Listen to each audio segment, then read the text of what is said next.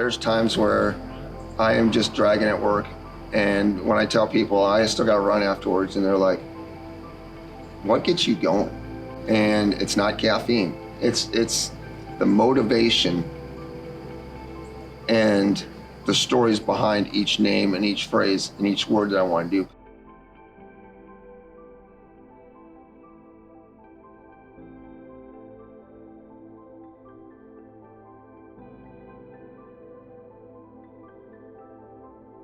So the human Etch-A-Sketch is my name. It's pretty much my alias. What I do is when I go out and run, I use GPS. And if you ever use an Etch-A-Sketch, if you use an Etch-A-Sketch, you're basically starting from one point and ending at another. Well, that's what I do when I run. I start at one point and end at another.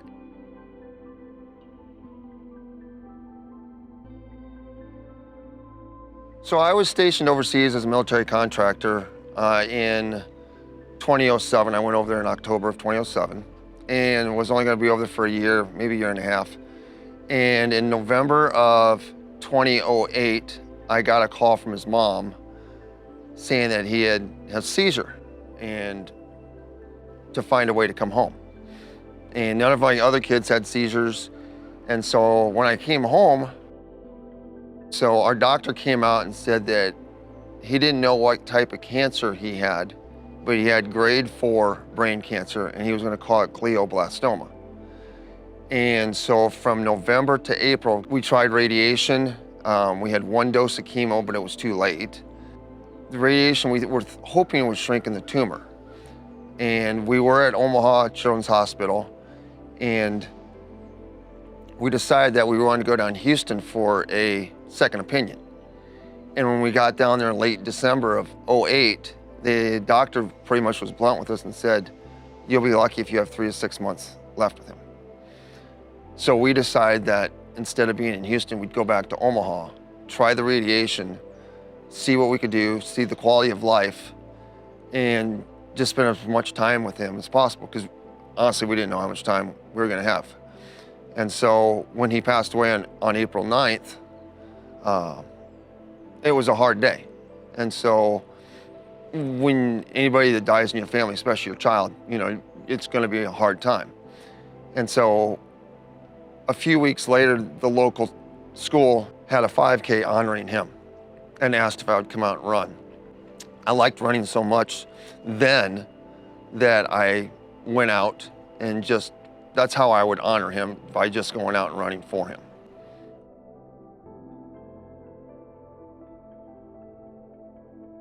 One day in 2017, I wanted to do like a ...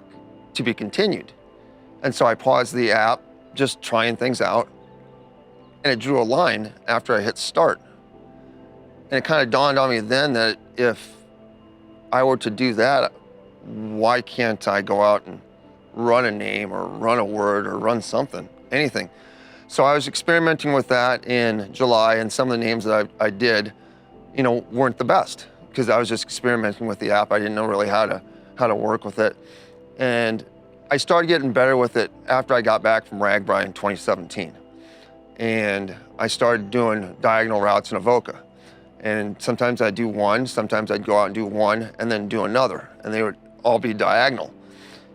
And then I started venturing out. I said, well, if I can do this in Avoca, why can't I do it in Harlan? And if I can do it in Harlan, why can't I do it in Council Bluffs?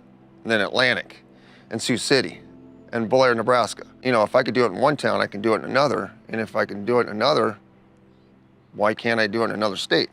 So it's kind of ventured out to the point where I've been challenging myself to go to different places. And so last year, I completed a goal of finishing and running at least one name in all 99 Iowa counties. To me, it's gratifying knowing I'm making a difference for others.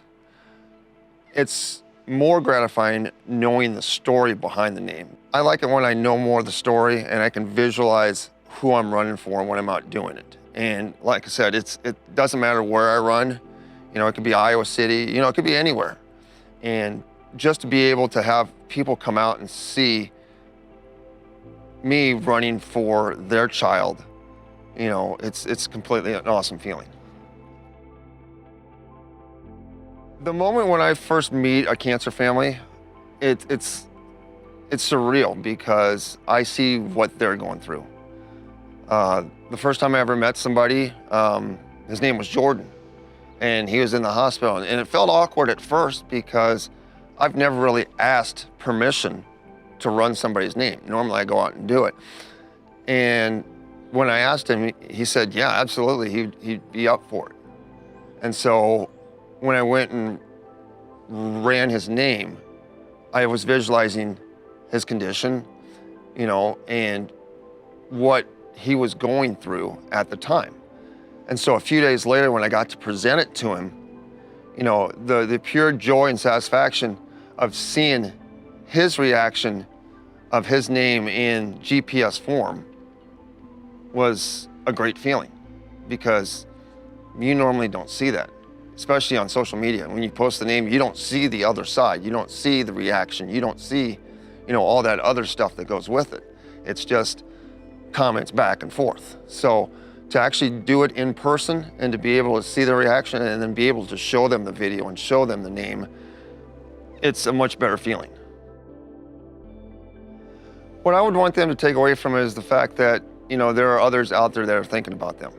And whether I have somebody run with me or somebody that sees the after effects of the run, just knowing that they have people that are supporting them.